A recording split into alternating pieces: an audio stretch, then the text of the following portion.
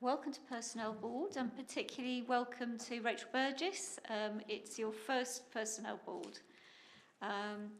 So we've got three things on the agenda tonight, really.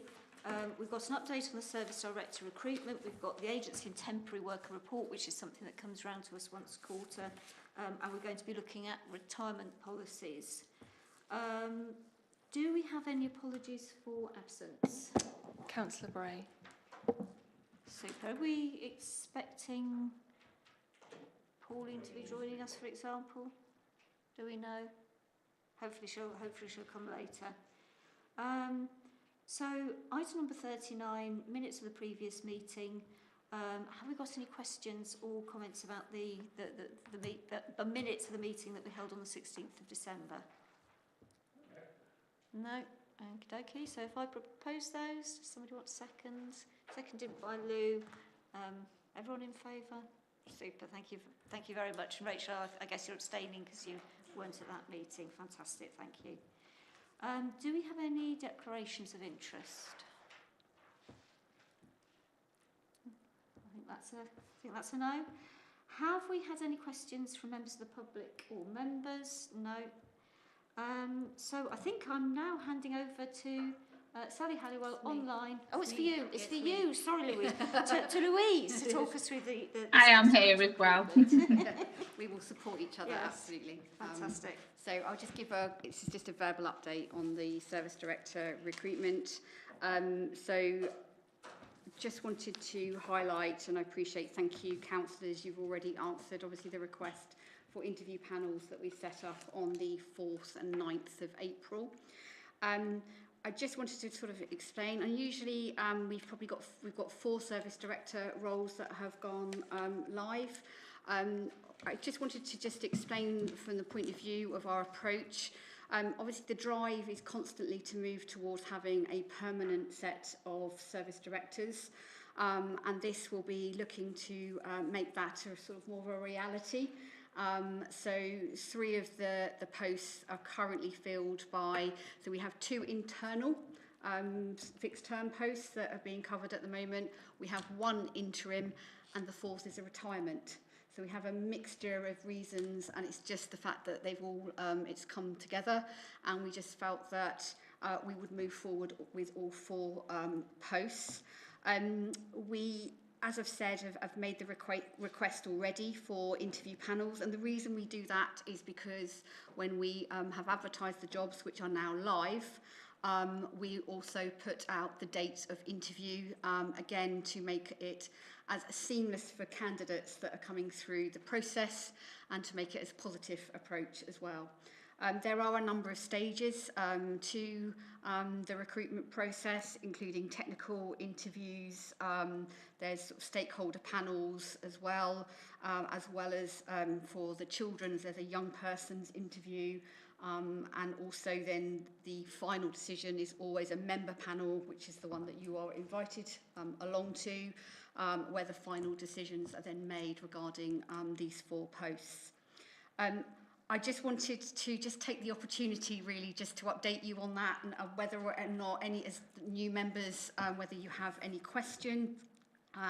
Appreciating that you have already taken part in an interview process that took place on the 7th of February, but that one was is a little unique in the fact of the numbers of people that are actually involved in that process, and this is a process that we run solely for the council to make these appointments.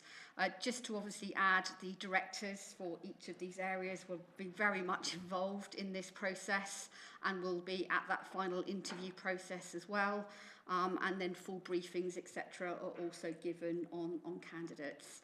I just really wanted to raise it and just ask if there were any questions. As I say, it's a little bit of a unique situation with the 4 posts, and just wanted to just give that opportunity. Just for the sake of colleagues who haven't been through this before, we usually also have the relevant executive member, absolutely, ex officio, as part of the yes.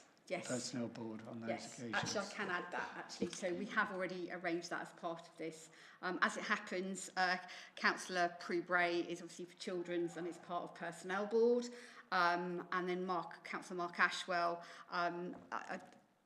Councillor Yes, Rachel, yeah. you've stood aside for that Yeah. particular one, and he will substitute on that particular panel. So again, they're then also involved. Thank you. Thank you, Leader, just for reminding me of that part. Yes, I think we've also asked for your involvement, yes. As I say, so I know a number of you have already come back and said that you can make it, so we already have those noted. We will obviously keep you updated as the process goes forward. But again, just whilst we had a personnel board, I just felt it was appropriate just to raise it and just check as councillors you didn't have any questions about the process at this point in time. Super, Lou. Yeah, just, sorry, I'm a detail person sometimes. Just, will we get CVs and an interview schedule again? So, Yes, yeah. I mean, I know it's really hard, but if we could have just a little bit more notice, but if there's going to be 4, just because it's so that we get a little bit of time to read. Yeah, Thank you. As I say, the process we've just gone through is a little bit unique, and we're actually working on that process as we go forward for the future. But yes, I will be looking to make sure there's a proper pre-briefing and that CVs are shared along with any other information is shared. So you have plenty of time to read it and have good time to obviously just think about obviously each of the candidates that's applied. Super. Oh, it's nice that you could join us. I think there have been a number of people who've been running from one meeting to another tonight, aren't there? Yeah. Super. So we were just talking about the service director recruitment. I don't know if you've got any thoughts that you want to add about that. No. Are there any more? Oh, sorry, Yusra. I do beg your pardon. No worries. Okay. Could you please explain generally the internal screening process for the candidates before presenting in front of the panel? Yep. So an application is required, a written application. Job descriptions are shared. And the long listing process is a requirement of looking at the skills and knowledge that are presented in that application against the job description and person specification that is being set out in the application. So that's sort of the starting process. Then there will be a technical interview for those that are then in that long list. And that is takes part depending on the which role will the relevant directors, so the lead director, and they normally have an accompanying director as well on those technical interviews. And it's from those technical interviews that we will then look at a short list of applicants. Then there is a further process in that during the period from shortlist to then the final panel where members are involved. And again, dependent on whether it's in place and growth or whether it's in children's.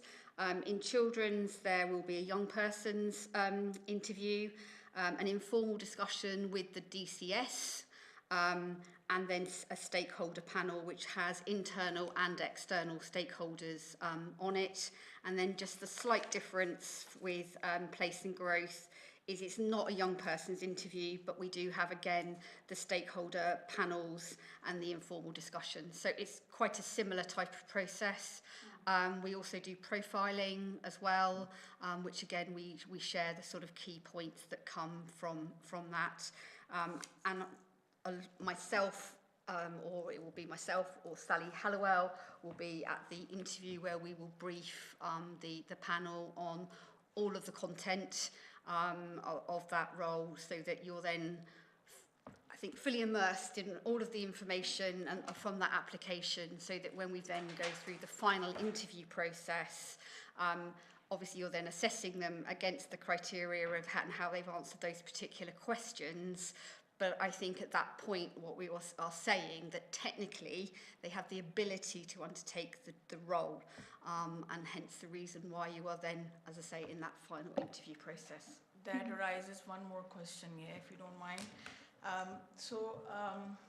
Do you make any initial phone call to assess that candidate before that technical interview?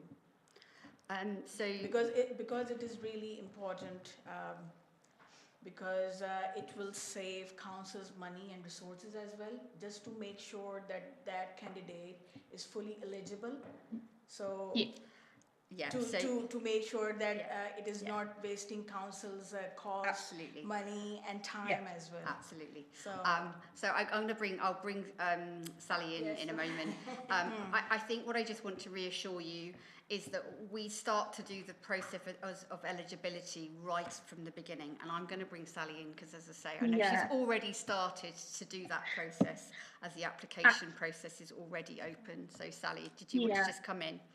It's exactly that point, really. So as the roles have gone live, I'm actively, as head of HR, looking at the applications that are coming in to save that time moving forward. So for one of the children's services roles, you have to be a qualified social worker and hold registration with Social Work England. So I'm doing that initial screening piece, and if immediately they don't have that, which is essential criteria, they're being discounted automatically to save that time, because further down the line, time is precious for everyone, and the council's commitment to deliver a variety of services. So it's more important that we're doing that screening at that early stage to avoid protracted processes. So we do that actively from the point the roles go live.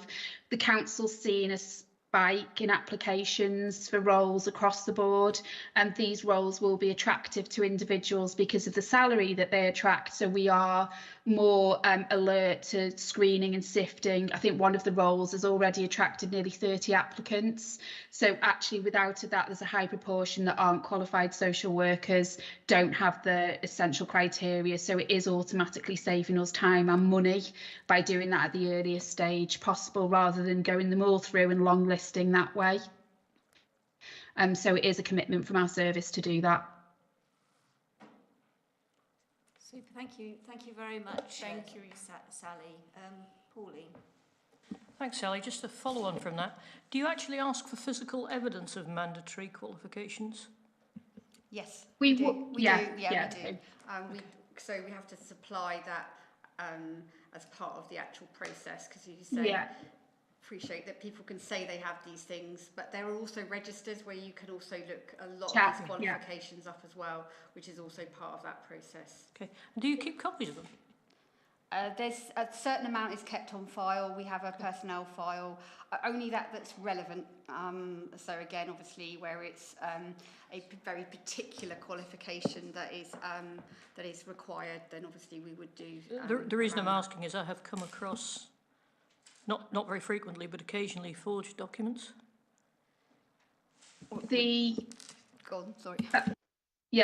So in particular with the Social Work England registration, there is a register that we can check. So if somebody's barred for a reason or struck off, we are able to check that. So whilst they perceive that they may hold the necessary registration, we will automatically check it. It's the same when we're doing anything like that carries a statutory responsibility. So things like the DPH, we had to check that they were registered with the relevant bodies and not struck off like with the GMC. So we do automatically do that. And then I think when we verify an onboard, we will also ask for the original documents, and to the best of our knowledge, we've not had any issues with any forged documents, but we do because of the nature of certain roles carry out additional checks for safeguarding, particularly in children's and adults. Yeah, the one I was, it just made me think when I was looking at the agency workers report. You're talking about a shortage of qualified workers, and mentioned the doctorate level qualifications for Ed Sykes. And again, I presume you do check that they've got those. Yeah, okay. Absolutely, it's part of our safer recruitment that we do for certain roles. Ed Sykes is a national shortage of those, so when we are working on roles of that nature, we have safeguarding provision that we have to factor in, so we do undertake all those checks. Yusra, you've got another question? Yes. For the initial screening process, did you consider to have a call with that candidate just to make sure that he or she is a right person for that role. Because overall, obviously, I do understand that those candidates submit all the documents and everything. But just to make sure that really this is the person is for this role, to save all of the money and cost and everything. Because sometimes you have all the things are there in place. Yeah. But you don't feel that this person is not for this role, maybe? That's not the recruitment process that we Because run. usually in other organizations, they are doing it, yeah. I know organizations doing it, yeah. I do appreciate that, and I think it's what's really important here is that we do have a transparent and fair process. Obviously, if they meet the criteria for the role, obviously if we have very successful, obviously with the number of people that we have applying that meet that criteria, obviously we would then start to look at numbers of years that perhaps they've been doing a similar role, and we'd be starting to look into that sort of area. But generally, we will look at, we will not tie our directors up with this type of process. This would be something that the HR team would look at with regard to, again, sort of an initial sort of long listing process that we would look at. I think, obviously, what we need to do is we need to make sure that we are not looking at too many candidates from the point of view of, as you say, from a time perspective, but it's about getting the right candidate. Yeah. And I do stress the fact of just making sure that, again, we can present that we've given a fair process. But yeah, I think the value for money is going to always be part of obviously what we do, but alongside a transparent and fair process. This practice is going on actually in other organizations. So this is not very new thing. If you are maybe the line manager or from the HR, so they can talk to the candidate after shortlisting, of course, not with the whole 30 or 50 candidates of list. So this is the practice. Is internationally organizations are following it already, yeah? And it doesn't question that transparency as well. So. Yeah, I understand that the point you're making. I think the point that I'm also getting across is that I've been doing this for 25 years. I use the most up-to-date processes that are fair and open in the industry. I am, as I say, I think keen within the department that we do the role on behalf of the council so that we are not wasting money.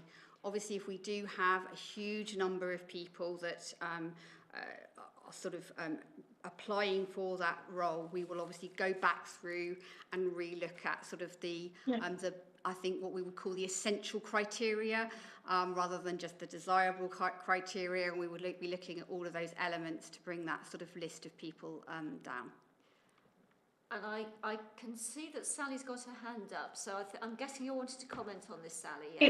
It was just a quick example, I think, which it will show how we are as an organisation generally with applicants. So in the recent Director of Public Health, there was a couple of doctors that were on paper looking like they could meet that criteria, but because we're specifically saying they had to be registered with the GMC and the faculty, we will run checks with individuals and have that conversation with them. And if they come back and say, no, I'm not registered or I don't have it, then we would automatically be clear with them as to why. So we do try and do that initial checking at the earliest stage whilst we're in that sifting process, because that again saves time further down the line. So it would be, for me, a waste of a director's time engaging in that conversation when we've got a team that's able to do that as well.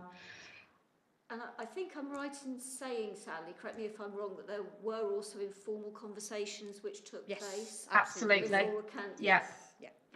So we obviously give all of those opportunities for candidates to have those telephone calls with the directors, etc., beforehand. Yeah. Definitely. Super. Thank you. And I think it's Stephen and then Rachel. I don't think I need to detain anyone because Louise has said what I was going to say about the importance of transparency and fairness. Yeah, and just to echo those, I mean, I think it's really important you have a panel that are doing the shortlisting and a panel that are doing any decision making, really. So if you had a situation where a line manager could, you know, have a one-to-one call with a candidate and say, well, actually, no, I don't like the sound of her or something like that. You know, that's not a very sort of fair and transparent process. You know, I'm sure in some circumstances it sort of can speed things up, but I don't think we should be going down that route. I think it is one of the things about working with a council that actually the processes do tend to be perhaps slightly different from what I'm used to, certainly in the private sector, because of that very acute need for transparency and fairness. And Lou, you've got a question. I have, so it's a completely different subject. I was interested in the Director of Public Health interviews that we did on the application form. I think it was the application form. He'd listed the salaries of each of the roles. Is that a normal thing that we ask for in our application? Or was that for that role, or was that just he felt the need to put that on there? It's not a necessity, it is a standard form. We're actually constantly looking at reviewing content of application, because again, we're not appointing on what salary that person has previously earned or not earned.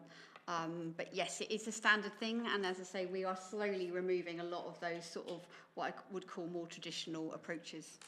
So can I come back on that then? Because I just wanted to make sure we don't inadvertently drift into a discussion about the recent panel interview. No, I'm not asking because about that. Because obviously this is a public meeting, No. people could hear it. It was just about the process. It was literally just about the process. And the only reason I'm asking is because I was at a Fawcett Society conference on Saturday, and one of the things we were talking about was work. And equality in recruitment and gender pay gap, and they've got a campaign about removing the requirement for stating what your salary was for those purposes. So I thought that might be of interest. Yeah. Seaside is dying to talk. So sorry, it's not mandatory that we ask for that. I think on this particular candidate, I think he was being open in particular about his current earnings. It's not a mandatory field that we would expect people to complete. As Louise has said, we're constantly looking at the data collection that we do, and we will remove unnecessary fields and expand fields where we need to. So things like faith, orientation, religion, we need to collect more data that way, so that will help us with our workforce equalities, but we would actually look to remove anything that's unnecessary. So I think he just felt on that occasion that he wanted to include that. Super, thank you. It's fairly rare in my experience these days that people do include that. Fantastic. So I've got a question from Pauline. Shall we make that the last question on this one, unless anybody's got anything really burning they want to ask? It wasn't really a question, it was just a comment about salary. You can't verify it anyway, so it's very difficult to, so I'm not quite sure what the value is of having it or even asking for it or providing it, because you don't know whether they're telling the truth. Yeah, you could put any figure in, couldn't you? So, yeah. And we don't ask for it on references either. So as you say, it's a little bit irrelevant really to what we're trying to achieve. So I can pick it up with the team though, and we can make the adjustments. And you'd be lucky if you got anything like that out of a reference other than, yes, I'd employ them again, and no, I wouldn't. Exactly. So, yeah. Super, thank you very much. That was a verbal report, so we don't need to vote on that one, and we can go into the agency and temporary worker report. Okay. I'll just do an initial sort of, and then I'll just hand over to Sally for any. More timely with the information for this report, appreciating our last meeting we brought Q1 and Q2, and that was because we were going through some changes with our reporting. So this is Q3 for agency and temporary worker. We've set it out again as we did previously. We've added in new graphs, etc., and continuing with that sort of new format. A couple of things that I just wanted to just make you aware of that were asked previously. So with regard to, there was a question around FTE and headcount. This is headcount. We have asked that the management report going forward, that is reported as FTE, so that again we can make sure that we're reporting on that just from an accuracy perspective. Just with regard to, I think again, headcount was also asked for, and I appreciate we haven't added that in here, but I can just sort of say that our permanent headcount at the moment is 1,343, and we have a fixed term contract on top of that of 106. And that was just, I know, again, this was in the minutes, and that's the reason why I am just sort of making reference to it. And in the next reports going forward, we will just make sure that those points are referenced actually within the report. Sally, did you want to just pick up on any of the nuances from Q3 just for the board? I will, yeah, happy to do that. So obviously you can see for the Q3 spend compared to Q2 of the same financial year, the spend's actually more or less static. There's a minimal increase between the two quarters, which for that time of year is quite unusual, given winter pressures and a lot that goes on short-term funding. But more importantly, year on year, the reduction in agency spend's down by about £675,000. That shows our commitment to our overall reduction on agency usage. So the previous quarter last year saw a spend of just over 2 million. So it is showing that the whole no off framework contracts, our robust frameworks working. We're still in that position where we've got no off framework contracts included. Our commitment to recruit where at all possible through permanent or fixed term contract is working as well. We're on an 85% success rate of filling all of our vacancies for the same quarter. So I think we filled about 84.91 vacancies that we had.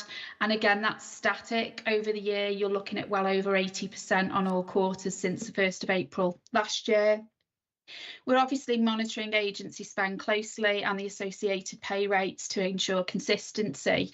And I think whilst the headcount did go up for Q3 period compared to the period before, the spend still stays static. So we have reduced reliance on high cost interims. So yes, whilst the pressures during the winter months of reporting months of October, November, December will have increased, it's actually showing the spend hasn't increased, even though the headcount has. I think it's gone up by about £11,000 quarter to quarter, but the reduction overall on the financial year is quite significant. The narrative is obviously very much the same, pressures in certain areas such as adult social care, short-term funding, children's social work, but we are still seeing success rates in conversion of agency workers also back onto our contracts instead of them being with the agency as well. And then short-term campaigns in places like legal and procurement and IT also for almost those turn it off, turn it on supply, demand meeting that impact really, because it is often easier to recruit short-term for certain roles rather than having lengthy contracts in place. In an overall perspective, it's positive, it's still moving in the right direction, and as Louise has touched on, we'll enhance the reports based on the feedback from December's board as well to make sure we've got that extra information going in. So I don't know if anyone's got any questions. Super. I think I had Pauline first and then Rachel. Thank you very much. Did you say 146 fixed term? 106, sorry, pardon me. 106. I was looking for a pen that worked and forgot the number. What about, I think I got from what you just said that interims are included in this number? No, interims, that's our permanent workforce and our fixed term. No, sorry, interims are in the number in the report. Sorry, when we're looking at agency workers, does it include interims? Yes, it does, yes. Thank you. Yeah. Sorry, that should have been a much clearer question. It's okay. And do we know how much, how much of an uplift there is on the cost of an agency worker versus a full-time employee? I'm not against agency workers at all. I think there's places for them and places not for them, but I just wondered if we had any idea how much the uplift was, or whether you'd ever looked at it. It's difficult, I think, for us to, we could certainly look at doing a bit of a benchmarking exercise. I suppose with the local government pension scheme and our employer contributions plus the NI, in some roles it may work out similar, but we can certainly look at doing that piece of work on a couple of roles to identify what the difference is by having it. Obviously, the rates on the framework are the same. The pay rates are the same, but then our on costs will be at a certain percentage because of NI and the pension and everything else that goes with it, whereas the rate on the matrix contract to the agency, I think, set about 9-10%. So we could definitely do a piece of work just to see what that looks at for you. It's nothing we've looked at previously, but can see. So it's interesting, you said obviously the pay rate on the job is the same. That's not obvious to me at all. Usually interims have an uplift because the job is not secure.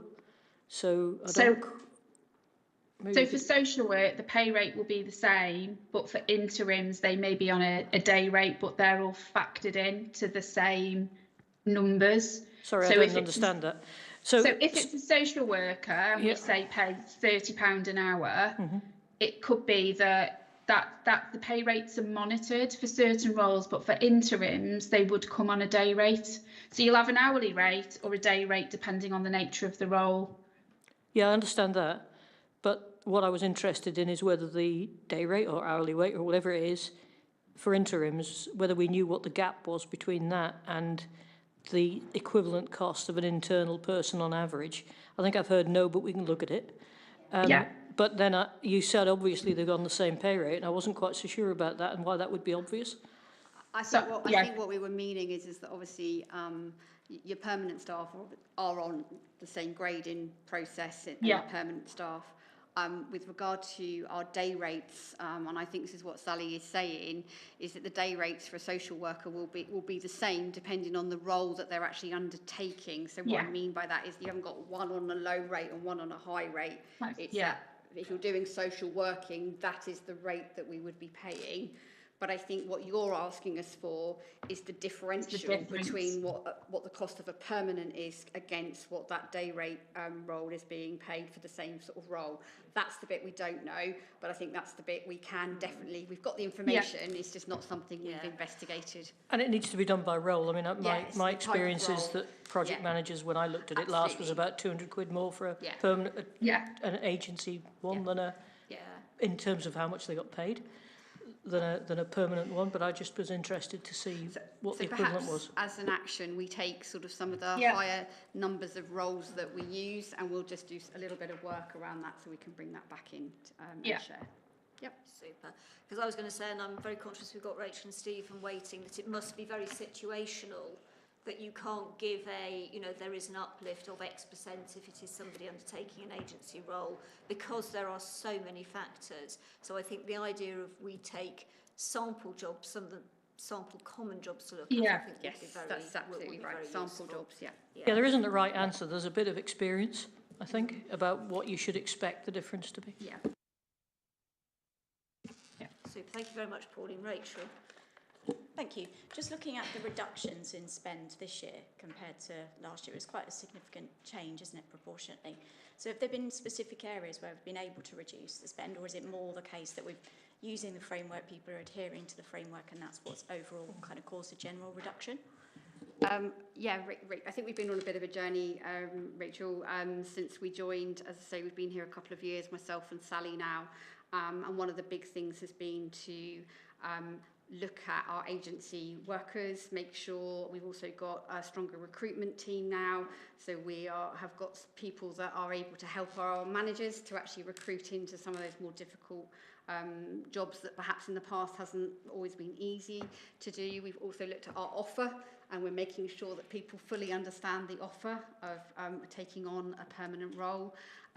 We've also done some targeted campaigns as well on certain jobs, especially in some of the children's and adults roles, and it's being reported, and especially in adult social care, they are definitely seeing a differential between now where they've got a higher permanent staff because they're now using less agency staff. So I'd say that that's just been something that myself and the Yeah. team have been actively working on, and it's why we bring this as a quarterly report to sort of then, obviously there could be changes, but you know, this is where we need to be looking at those trends and always reacting and looking at what we need to be doing differently in the market. Could I just come back on that? So in terms of the overall reduction, do you have a feel for whether it's a reduction, as in fewer agency staff, or it's Yes. just that the rates are more favourable because we're using the framework? It's a bit of both. or- It's, I'll be honest. So Yeah. last year we mandated that everyone needed to go off the framework. And again, previous to that, there wasn't that mandate. So CLT, our leadership team, have mandated that. And so we have seen that have an impact. But coupled with that, it's also then the recruitment drive that we've been doing. And we are now looking at our data to be able to then demonstrate that back to yourselves and to the council where those successes are actually happening. We did come last year with a report on recruitment, and we were able to start to demonstrate some of those more difficult jobs to fill, as well as the drive with the matrix and using the on-framework opportunity. Yeah, and sorry, just look one more if that's okay, Chair.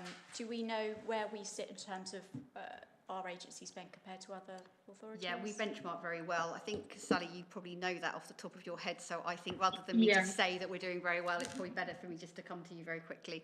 Yeah, we do sit favourably. We tend to do it at the end of the year, so we'll collate the annual spend and then we do that benchmarking piece at the end of Q4. But certainly for the last 2 years that I've been here and we've reported on, Wokingham probably has the lowest, one of the lowest, if not the lowest, I think in one of the years spend overall.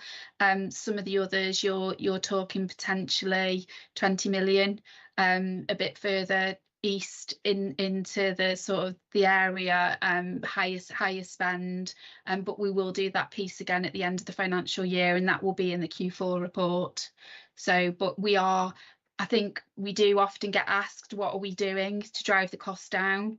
As Louise has said, we've obviously had the no off framework contracts, and the resourcing team that we have in-house are proving themselves to be of real value for us in every way, shape or form, and particular with our success rate on our vacancy fill, it's also showing less reliance on agency.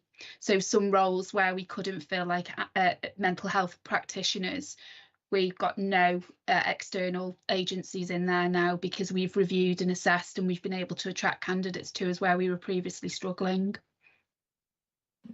Super. I think that's that what you just mentioned. You know, the in-house recruitment. I think that has been an enormous success. And I just wanted to add to what you said, and apologies because I think there are 3 people waiting to speak. But I think also one thing we shouldn't forget is that very often agency staff are the cheapest way of recruiting staff. So my guess is, and let me know if you think I'm wrong, Sally, that we have a number of short-term procurement staff with us at the moment, and they're specifically mentioned in this report. Now, they are needed because there's a new procurement act in, there's quite a bit of short-term work that needs to be done, and it's absolutely the most cost-effective way of doing it to bring these temporary staff in. They will do their work, and then they will, you know, go on and work for another organisation. Yeah. Super. Thank you very much. And I think Stephen, you were next, followed by Pauline and Yusra. I think I was. Thank you. Well, I just wanted to register some of those caveats that you've just registered and Pauline registered earlier on. That there are occasions when agency and interim are either unavoidable, or the right choice, or absolutely desirable, and we shouldn't get too fixated on driving down headcount, because we do need to recognise there will be a point where we'll always require agency and interim staff. We focused, unsurprisingly, on cost, and the first thing to say is a big thank you to Louise and Sally and all of your team for the work you've done on increasing the amount of permanent employees and decreasing the amount of agency spend. Obviously, we've been looking at costs, but there's another element to this which is vitally important, which is the stability of our labour force, the growth in the quality of the labour force, and the way in which that impacts on the experience of service users. If we have we have more permanent staff committed to the organisation, learning and growing within the organisation, that will lead to a higher quality of output for our residents using the services they provide. That's particularly true with the social workers. And I really would commend enormously the amount of effort that's been put into the recruitment of permanent staff on the social worker side. That really is immensely important for our residents and for our ability to grow staff within the organisation who are going to be able to contribute more. So it's right and proper we focus a bit on agency spend, but we shouldn't forget there's a bigger gain that we're getting here. So thank you for that. You don't need to comment extensively on it. I just wanted to register my thanks. Thank you. I think, Leader, I just wanted the one thing I'm just going just to... one tiny little thing. It's ever Apologies. so kind of you to call me leader all the time. Apologies. It just, it just has a slightly unfortunate connotation to me. So I'd be delighted if you called me just Stephen. No, you don't need to apologise, but... Well, worse. Super. I think, Pauline, you were next, followed by Yusra. You just made me wonder, when are you next tendering your framework contract? Because I think you said the commission was between 8 and 10%, which sounds rather high to me. So I think it's a 1 + 1 + 1 + 1. It is. I think we actually had a discussion about this only the other day. I think it's 2028 that we are due. We are. It literally came in last year, so we're just in that process. That's quite a good rate when you compare to others in some of the market, but we can obviously have a look at that. So we can definitely have a look at that. I'm not sure we have the power to bring it down too much lower, but we will do, obviously. No. From a negotiation perspective, we are always obviously looking at those opportunities. I couldn't agree with you more. Thank you. And if we are identifying people which then come through the agency, do we get a reduction? If not, we should do. We don't, there's no cost. So if they come through the framework and they transfer straight to us and come on contract, there's no cost to us. Yes, that's not what I meant. That's not what I meant. If you want somebody as an agency worker and you happen to know somebody that could do the job, and you introduce them to the agency in order for the agency to bring them on and bring them into the organisation, because you don't want to bring them in as a permanent person. For example, if you've got temporary procurement people or temporary IT people you don't want all the time, you happen to know somebody who knows the system, knows your applications, has been here before, performed well, and you want to bring them in as an agency worker, you should get a discount on your commission. Is what I would like to say yes, but I think that's something I would probably want to check just to make sure that I'll check with Charlotte on that, because as I say, I know that we're pretty we've got some pretty good negotiators in this area who are always looking obviously at our contract, Pauline. So yeah, I'd be really surprised if that's not in there, but I will check it. Yeah, thank you. Thank you. Thank you very much, Yusra. Yeah, I just would like to appreciate Louise and Sally to bringing this agency and temporary work report. It's really precise, and the graphs and the figures are all really precisely. I can see it. Yeah. So yeah, thank you for that. Yeah. Thanks very much. Yeah. Thank you. This is just a very final word, which is, could you ensure that the thanks of everyone, I'm sure it's not just me, everyone is passed on to your colleagues. Will do, yeah. Stephen, and I will make sure, but just so you know, we have a Teams channel. Whenever we go to anything like this, we always report back to the team, because it's a team effort. It's definitely not, it's not a couple of individuals that are doing this, so that is for sure. Fantastic, thank you. Sorry, Rachel. And I was just going to, if it's okay, make one final comment, one final thank you to the team for pulling this together. I think that some of what you talked through earlier, Sally, really demonstrates the success of what we've been doing to reduce the agency spend. I think as numbers get lower, there will be more potential for noise in the system. So, you know, that £675,000 saving, that is a very considerable proportion of last year's agency spend, which means that if we do have a big project coming along, a highways project, for example, and we do need to bring in contract workers because they are, you know, the best way of filling that staffing need, we may see these numbers start to go up again, and I think we probably just need to be prepared for that. But I mean, that's £675,000 and all of the soft benefits which Stephen has just mentioned, I think that is really quite phenomenal. It's not all saving, because some of that obviously will be wages because we backfilled agency staff maybe with workers, but it is a really phenomenal piece of work. So thank you very much, everyone. Thank you, Rachel. I think the only thing I just wanted to mention off the back of just with regard to what Stephen said was that I appreciate this isn't the turnover report, but I just wanted to add that actually we have also seen that over the last 2 years our turnover has been reducing to the point now we're at 10.2%. I think the target is 10. But actually, if you compare us in local government and we look at benchmarking from the Local Government Association, we sit a lot lower. I think that's set at 14%. And I think we're the lowest in Berkshire as well for our turnover. Is that right, Sally? Yeah, sorry, I was just going to talk about voluntary turnover. We've just recently benchmarked and we're the lowest in Berkshire for turnover. So I think we've seen a reduction from about 17% down to 10.2%. And that has been a steady decline, certainly since both Louise and I started. So that correlated with the reduced spend on agency also helps, because we've had the conversion, our turnover's low, and we are looking like a really good place to sort of stay. So we're looking at processes and understanding why people stay with us as well. But it's all moving in the right direction from our perspective, but healthy when we benchmark.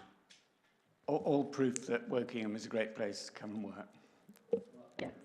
Fantastic, thank you. So can I propose that we note the information in the report? Seconded by Pauline. Everybody happy to note that? Super, thank you very much. Sorry, just a question about turnover as well. 10% sounds good to me. I think turnover is a bit like agency workers. You make it too high, it's not good. You have it too low, it's not good either. So, that sounds like a good place to be for me. Yeah. It is. It is. Especially in this inflation where everything is expensive. So if you reduce the prices, so how you manage it? Because it's incredible, Super. Thank you. Thank you. Absolutely. Yes. Thank you very much. So the next point in the agenda is retirement policies, which is something which I think councillors requested. I think it might have been you, Pauline, requested that we bring this, and it's been put together very quickly by the HR team. So do you want to introduce that? Yep. Thank you, Rachel. So as I say, we've got 2 policies, retirement policies, that we're bringing in here, and we've purposely separated them out. This is for flexible retirement and early retirement. With all pensions in local government, there are set standards that we would need to follow, and so obviously we've taken those into consideration when we've pulled these policies together. The reason you're not seeing tracked changes to these policies is because we have had guidance in the past, and this is now a new policy, and Sally and I are used to having these types of policies in place with regard to, as I say, looking at, as I say, the workforce, and as I say, in different places at different times in their careers, just having that clear approach to retirement. We do get into some very sort of specific definitions in here, and we do need to use the, as I say, the appropriate terminology, and hence some of those things are not set by ourselves, they are set by the pension scheme. But I think the main thing that we would just want to put across in here is that it's about, again, having a consistent approach that has a consistent sign-off approach, and that, as I say, there's a clear process that people can also follow. Again, Sally, I appreciate you've done quite a lot more of the detail around these. I don't know whether there's anything else you would just like to add for councillors around any of these points, or whether or not we could just take questions. Yeah, no, I'm comfortable with it. Obviously, we had a question last year about discretionary payments on pensions, and as Louise has said, we've previously had guidance, and there was a process there where we were saying absolutely, you know, there was a process there for any applications which we don't get, but this allows for a proper panel to consider these applications, which I'm used to from the previous councils I've been at, a more robust, clear framework, which is absolutely what we need, not just a set of guidance which can often be open to interpretation. So no, I've got nothing to add to what Louise has already shared, so happy to welcome any questions. Super, thank you. I don't know who was first, Rachel or Pauline? A couple of questions, actually. I didn't understand 5.1.1, why retirement on the grounds of post-redundancy would have a pension strain cost. Surely if you're redundant, then you leave with the amount of service that you have accrued in your pension and no more. And therefore, why is there a strain cost on that one? And then could you explain the 85-year rule, because I lost it a bit on that one. And then the third question was yeah, we had, anyway, never mind. The third one was the normal pension age is linked to state pension age, and then it says not before age 65. Now the state pension age isn't age 65 anymore, so why is that in there? It's just that's a typing thing. I will make sure that's changed. Thank Sorry. I'll start with those questions, and I think, Sally, I might, as I said to you, the 85-year rule. It's an interesting one. It is, yeah. So with redundancy, and again, I think what we just need to be really clear around here is that obviously with redundancy, the person's not having a choice in the fact that they're being made redundant, and as set out by the pension scheme. Not by the council. At age 55, the person can take their pension. What is being paid is the strain, what they call the pension strain. So there's no added years, there's no added money going into the pot of that individual, but what you are paying for is the difference from the period, say they're 55, to say what their actual retirement age would be. So it's because they can actually start to take that pension at 55. But that doesn't make sense. So, sorry, it doesn't make sense to me. It might well make sense. So if you take a pension at age 55, and you've, say, been working since you're 20, I don't know, so you'd have 35 years service, you've got an annual year's service pension scheme, so therefore at age 55 you have earned a certain amount of pension. So I don't understand why there's a strain. So that strain really varies on the number of years that you have, as you've just said, worked. There's basically a process and a formula that is used by the pension scheme, whereby dependent on how many years and so how much you've got in the pot will depend on the size of the actual strain. Normally, and as I say, we can always revert to a pension and get an actual. We can actually get our pension scheme to actually come back with an answer, because I'm not professing to be a pension expert. That is not what I am, but I do know that dependent on the number of years you've worked and how old you are will have a differential on the actual strain. I don't know if you can describe it any better than I am, Sally, because as I say, yeah. that's in my English, but as I say, if people are not understanding that point, then again, I'm very happy for you to pick that up. I can't make up my mind whether it's because you're paying people more than they've earned, or whether the pension fund are ripping us off. So, excuse me, but so I'd like a bit more explanation from the pension fund about what the strain's about, because quite often companies with final salary pension schemes have retirement early following redundancy, but there is no strain.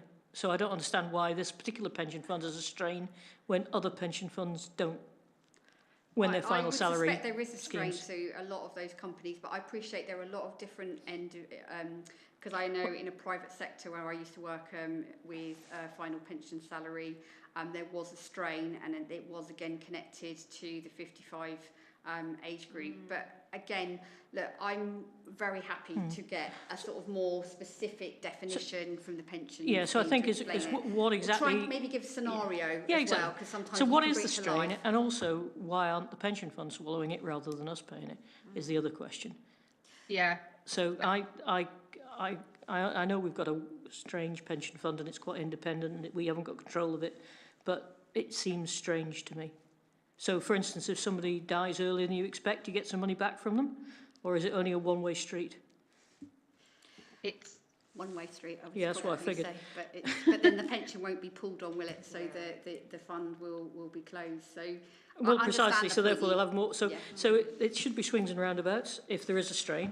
And I don't understand why we would be funding one direction, but they wouldn't be giving back in the other direction. So it's a matter of understanding how the pension fund works. So I'm not saying it's anything to do with you.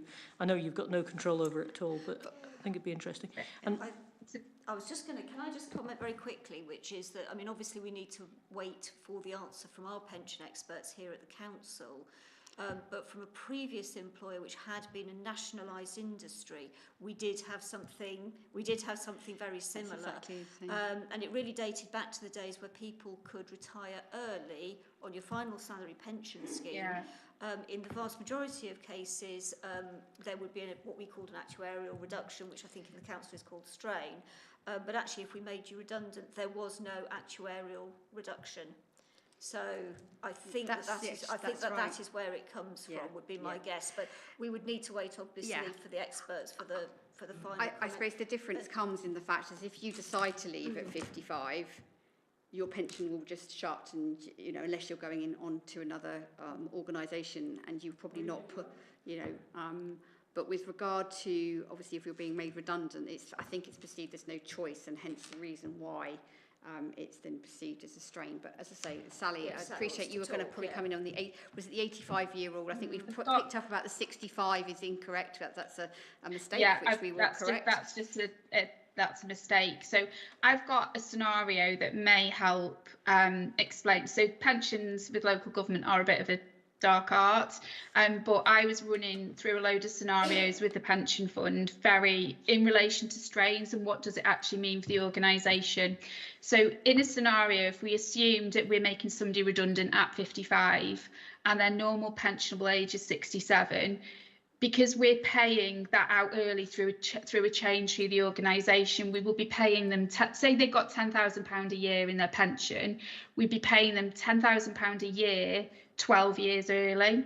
So that then puts a strain on the fund, and it becomes the employer's responsibility because we're making a business decision. So because we're saying that role is redundant and we're therefore deleting it, and we're saying there's no alternative and that redundancy is implemented, because we've made the decision as the employer has to bear the strain of that fund paying out 12 years early. And it's obviously a sliding scale from 55 up to 67, and that's why the strain reduces, but that's what that strain is. It's us bearing the responsibility of a decision the business has made, and it will be us that pay it, not the fund. I've got some wording here which I'm happy to circulate to board, because I think sometimes when you read things it might make a little bit more sense than me trying to verbalise it to you, but I'm happy to share that with you, and that will just then give you that opportunity to sort of understand why the strain kicks in. But it's almost our decision, so the pension fund won't pay for it, so the employer has to bear the brunt of the strain. It's the opposite equivalent of an uplift that a pensioner may get if they don't take their pension when they're entitled to it.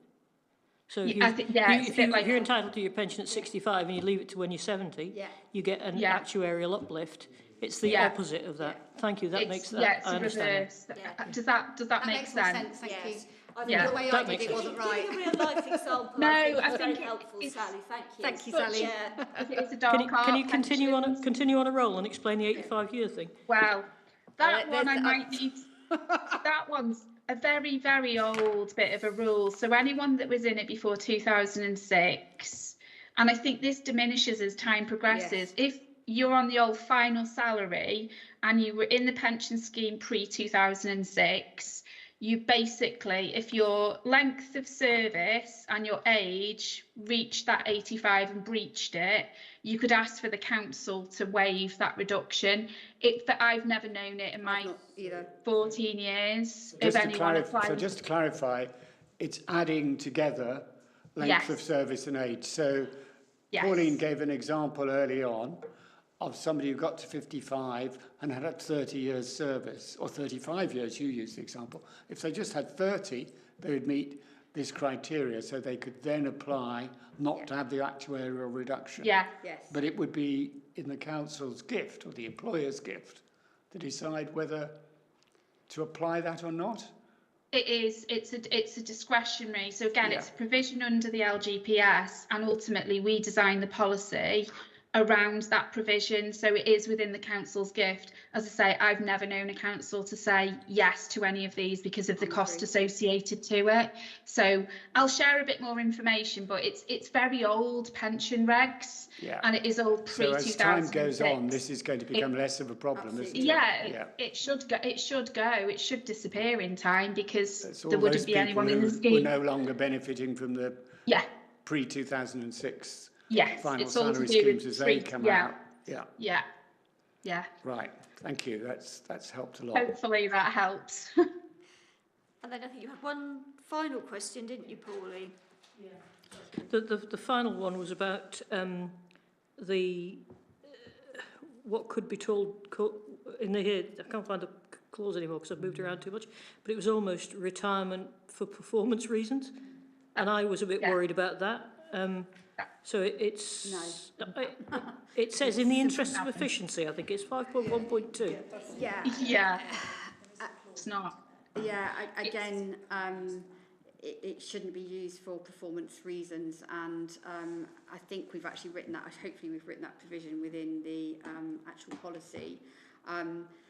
Efficiency, redundancy is where it comes, but again, very similar to Sally, I've been in local government for quite a period of time. I've never seen that granted. Again, some of these terms are quite old, and it does tend to go with the pension regulations. It does. Yeah. It feels a bit like performance management dressed up as redundancy to me, and I'm glad you've got that extra clause there. Absolutely. Again, we have a very transparent process when it comes to redundancy, and I can reassure you and the board that we are not looking at making people redundant because of performance issues. No, absolutely not. Yeah. No. And I've got it in front of me. It's 5.1.2, and it looks to me as if this it's a redundancy situation effectively, but part of the reason that the individual is redundant is because they would not be able to fit into the new structure which we are imposing as the employer. Yeah. And Lou's got a question on that, and I've not forgotten about you, Rachel, but I'll just let Lou ask a question. Well, only to ask them, why have we got this paragraph? It just seems... It has to. You have to have it. I know it's really difficult. It's a right to request under the LGPS. So we have to have these in, and ultimately anyone who's in the LGPS can ask for this. And it's because we've got the guidance from the LGPS that we have to convert it into our policy to say how we would manage it. Ultimately, we would, as I say, I've never known one be approved. But we've got to have it there for transparency purposes, and the 85-year rule until that becomes obsolete. Yeah, I was going to say, I suppose the fact that we've not seen it doesn't mean it's ever happened, and I'm not, but I think we have to have those things as options, because if there is ever a scenario that is presented to the council, that we would have to use that. But I suppose I can only reassure in the fact if we have a proper sign-off process for all of these things, and that's really why we are looking at bringing what we do from a redundancy perspective and then our retirement information, so that there's actually a decision being made that includes our section 151, so from the point of view of finance, and then it's my role as from the HR and OD, so that we've got a consistent approach to these things. But again, there has to be written business cases, there has to be detail set out with regard to the whys and wherefores, return on years with regard to why some of those decisions are being made. Yeah, and unlike other employment processes, the decision is, if the decision is no, that's no, there's no right of appeal, you can't challenge the council's decision, whereas obviously in other provisions we do have from an employment perspective and that right, they can appeal scenarios, but absolutely not in these. It's if we say no, we mean no. Super. Lou, It just does say 5.1.2, it says this will be initiated by management. It doesn't say this is a right to request it. Which I on think the paper copy I've got in front of me, there are two policies here, but 5.1.2 in the interest of 20, efficiency, yeah, it says, this will be initiated by management. You're right. Blah, blah, blah. Yes, it's something that that's my understanding, Lou. It's something management could request if they saw it. Yeah. But it does sound like it would be a vanishingly rare Okay. situation, Okay. but Yeah. one that we have to cover off, because I think a lot of things with pensions, you tend to end up with a lot of very, very legacy stuff that you've got to cover somewhere. And I'm just really conscious that Rachel's been waiting for a while. Okay. It's just a final bit on Rachel. that bit. I think you really need to make that crystal clear, that this is not a right, and that it can be requested and it can be refused, or it will, because it doesn't actually say that clearly anywhere in this document as far as I can see. I know you're saying it, but I think just make it absolutely crystal clear before anybody thinks it's a right rather than an opportunity to request. We can strengthen that,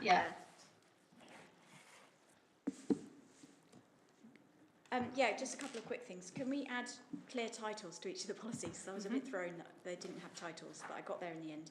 And then another point on the pension strain, actually. So it might be worth looking at the definition of redundancy as the pension scheme views it, because I know different pension schemes have different rules as to when a pension strain is applied. So you might have a scenario in one pension scheme where if it's a voluntary severance scheme, for example, but it's targeted in a particular area, that's viewed by the pension scheme as a redundancy. So it might be worth just adding, just for real clarity, what this pension scheme calls redundancy and whether it's the knock-on effect on the pension scheme. We've just updated our redundancy policy, so we will make sure that those two things. So, thank you. Yeah, very good point. Super, thank you very much. Lou? Just another one on 5.1.4, early retirement. So employees can request the actuarial reduction on compassionate grounds. Is that something that you have to have in there? Because again, I read that, I was like, what? I've never seen that before. Yeah, it is. It is what we have to have. Again, I wouldn't use a lot of this wording if I, because it is, and again, I just worry, because it's one of those things that says you can approve it, you can deny it. So I just worry that there's no, where's the consistency? I was going to say we had this discussion literally before because we went back over everything before we come into board, just to sort of check ourselves from the point of view of especially around pensions. Again, yes, we've used the language that is used within the pension scheme. I think one thing, just to be again quite clear, because compassionate grounds can be lots of different things that can be attached to that. There's obviously ill health, and I don't want to start into another area, but there's then ill health if it was actually the ill health of an individual, and that's something different altogether. And again, there's set criteria around that. But again, I have not ever granted, and even though people have requested, and that is why there is a process that is then followed with regard to reviewing those requests, because obviously the cost to the council, very rarely, I very rarely justified. There may, and I'm sure there have been occasions, maybe more in the past than currently, where those sorts of stipulations have been a reason to grant it. But as I say, from our perspective, it's not something that we've seen. So, yeah. Super. Thank you very much. Now we've actually got two policies here. What I would propose is that we actually vote to, I think it's note the contents of the proposed policies and approve for both of those policies together. Does anybody have any comments on that before we do that? I think Pauline first and then Lou. Subject to the amendments that we've discussed on the way through. Absolutely, yes. I think there's a typo at the bottom of page 23. You've got a sentence written twice. So must make a written request to their line manager, and then on the next page, point 1, must make a written request to their line manager. Yeah. Thank you. We do go back through these just so you're aware. Yeah. Thank you. They do Always get Yes. Very good received and spot. checked. Thank you. So yeah, Appreciate good spot. anything Thank like you. Yeah, Sometimes we go a bit word blind, I think, with things. But super. So are there any final comments, questions, thoughts? No? So subject to the amendments as discussed, I propose that we note the contents of the proposed policies and approve them. Seconded by Stephen, and everybody in favour. Thank you very much. And another great piece of work from your team. Thank you very much, Sally and Louise. And I think that brings the meeting to a close. Thank you. thank you. Thanks everyone.